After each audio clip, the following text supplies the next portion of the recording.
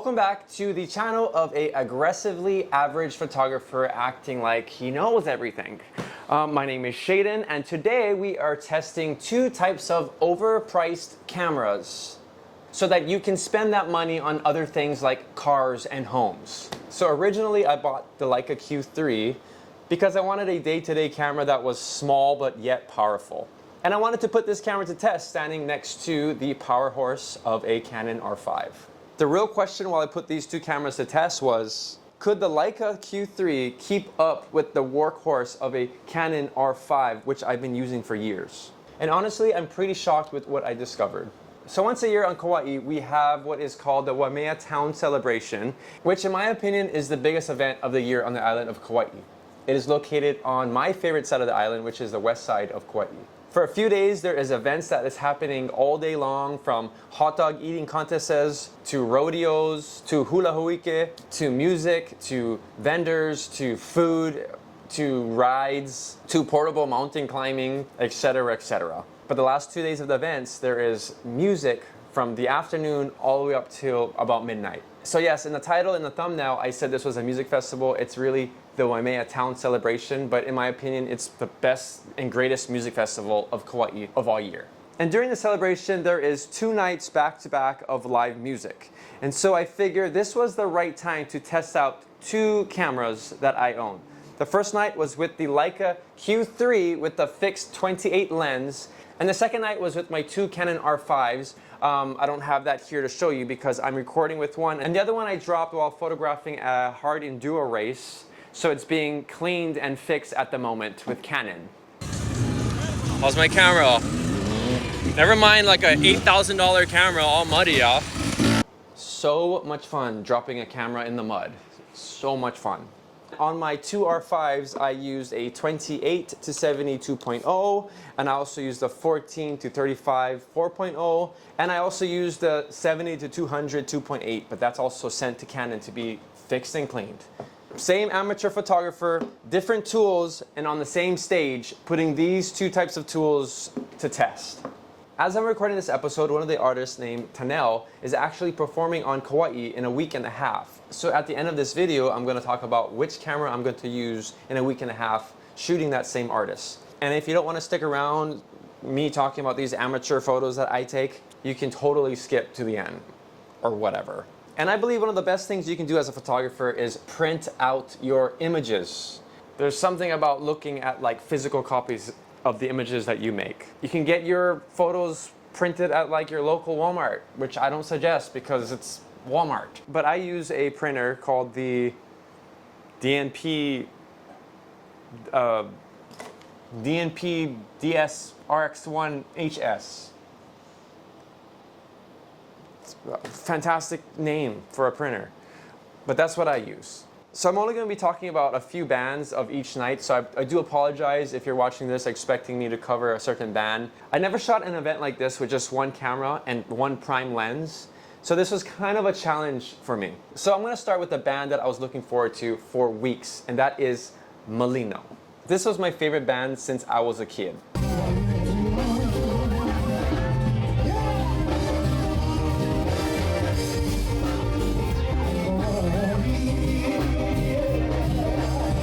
So the first photo of the night, I was already in love with this camera. I just remember like looking at the screen and going, oh my gosh. It's almost like witchcraft at how powerful this camera really is, especially like in low light settings. It's crazy to think that like there's more megapixels in this camera than in my R5. And it's like half the weight. I wish it was half the price, but it's not.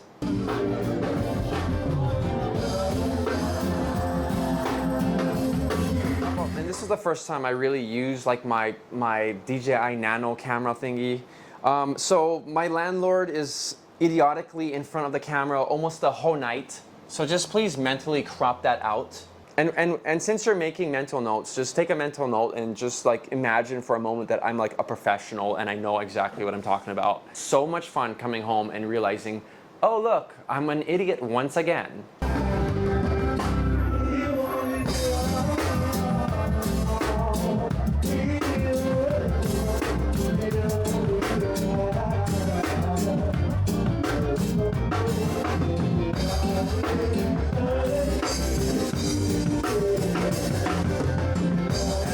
like this photo a lot because when shooting concerts, it's kind of hard to get good lighting in the sense of stage lights are colorful sometimes. They cast purple or blue or orange or yellow. And when that light is projected on the skin, it can make an image look strange. It can also make an image look pretty cool too, because it is like a stage kind of vibe, right? Concert vibe. But I like this image because it seems like the skin tone here is a bit normal. When you look at this image, there's really only two colors here, which is orange and blue. And if you know anything about color theory, I think it's called color theory, orange and blue is complementary colors, which means they complement each other pretty well, and they are opposite sides on the color wheel. And yes, this may be more like of a brown and not necessarily like a traditional orange, but it also still falls in like the brown or orange part of the wheel. After Molino was another incredible artist named Tanel. This is the first time I photographed Tanel on stage, and I have to say she is one of the most entertaining entertainers or artists that I've ever seen. Her stage presence was like such a vibe the entire night. I don't know, there was something about her that she just like had this like, I guess, loving presence about her as she was performing.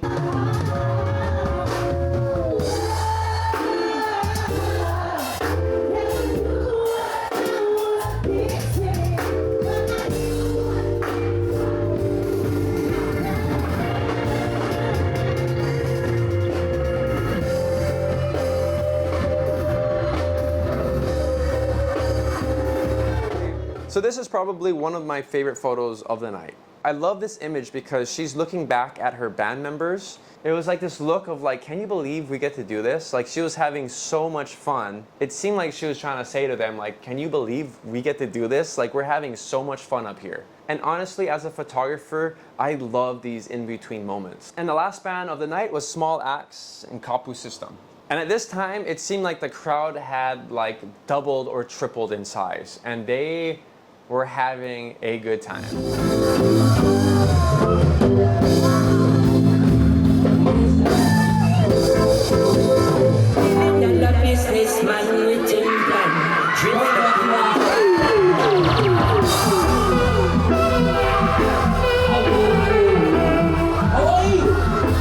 And remember, one thing that I said that I like to do is getting photos of those in-between moments. You can just tell they're just stoked to be with each other on the same stage doing what they love to do. All right, so that night I got home like around midnight. I edited the photos and I posted them. I went to sleep like maybe 2 in the morning. And then the next day I went back up using my normal cameras, which are the Canon R5, with my 28-7 2.0, my 14-35 4.0, and with my 70-200 2.8. So I wanted to hit the stage with all my professional gear. But before that, I had to get a drink to boost creative expression, obviously. And then my other favorite band was announced to come on stage, which is 10 Feet. This is a band that I grew up listening to as a kid, so it was like kind of a surreal moment that I get to be on the same stage as them. And then on the way up to the stage, I ran into some friends who are some of the best videographers on Kauai. And obviously I had to tell them my stupid mistake of dropping my camera. Huh? Oh, bro, I know. I dropped my camera. Oh, it's right in the mud, bro. But luckily, the camera wasn't that damaged. It was just kind of caked with mud still. Eventually, I stumbled on stage and grabbed a few shots.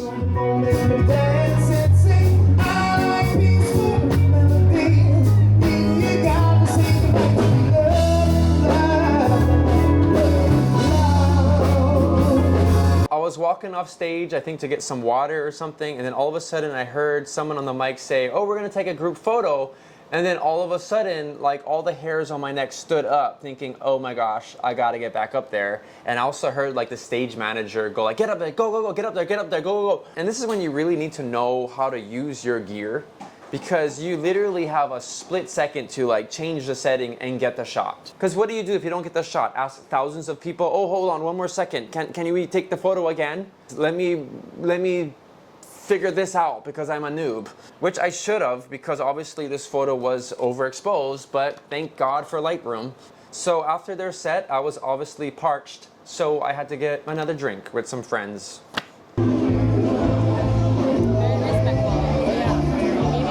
After that, another super awesome band named Pahaku hit the stage.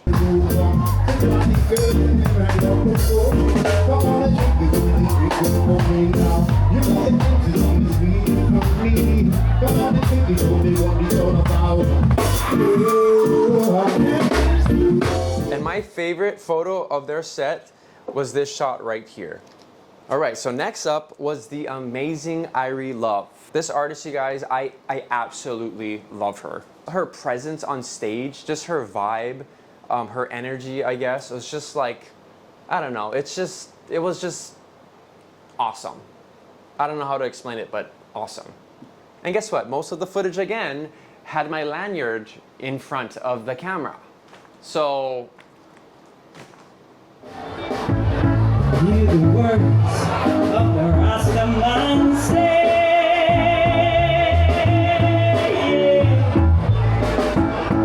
Babylon, you're gone now, gone now. Babylon, you're gone now. I said fly away home to Zion. So my favorite shot of Irie Love is this one here of her dancing.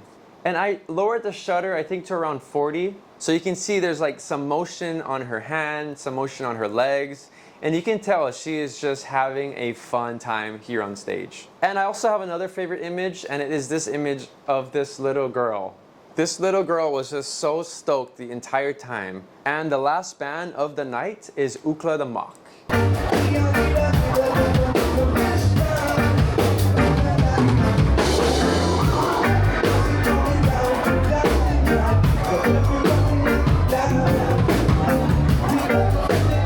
So this is my favorite shot of Ukla the Mock. I got this shot by going as close as humanly possible to the artist. I love using this wide angle 14 to 35 lens. So this was 2 nights of amazing vibes and musicians and just an awesome time to celebrate Waimea. Looking at all these images, honestly, my favorite images of the night are those in the audience.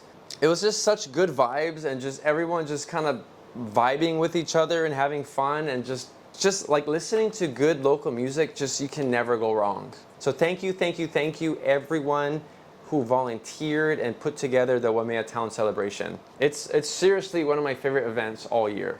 All right, so to wrap this up, after 2 nights of concerts using the Leica Q3 and my R5 with various lenses, which camera came out to be the winner? And I hate to be that guy that compares 2 things and at the end says, oh, it just depends on what you want to do. Because it's like, well, we watched this video for nothing. And if you're still watching this video, I hate to break it to you, but you probably watched this for nothing.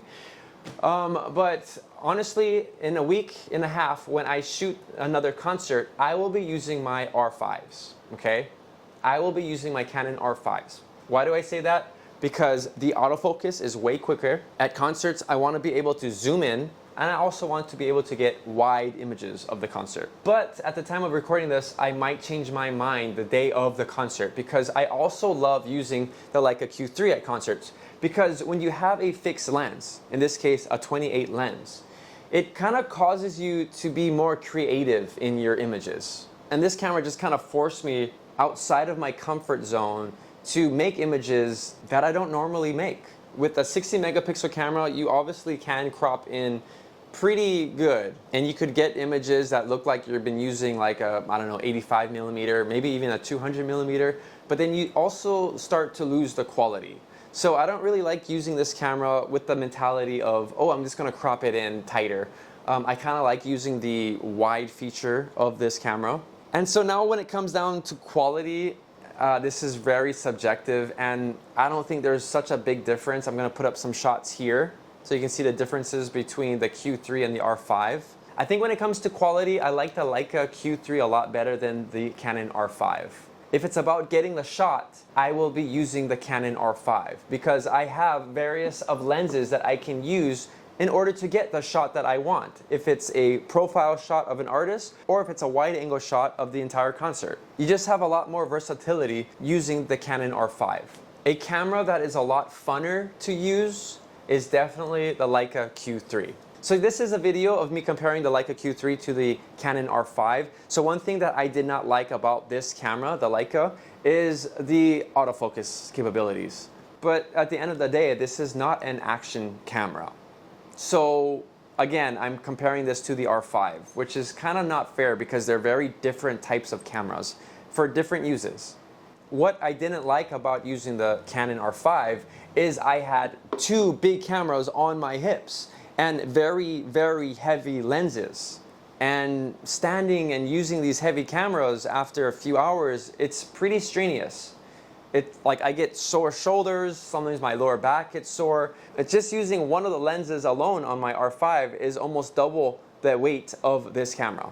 So I did like using this camera in the sense that it kind of saved my energy, and it's just like so easy to use. It's not very intrusive. Like when I take photos of like the crowd, I don't have this huge camera. When you're carrying a huge camera and you're taking photos of people that aren't used to getting photographs, sometimes they kind of freak out. In this setting, it was not that case because like everyone's there just to have a good time and they maybe wanted to be photographed. So I don't know if that answers the question that I brought up in the beginning, but if you have a different opinion using these two cameras at concerts, I would love to hear what your opinion is. Otherwise, thank you for watching and see you at the next video.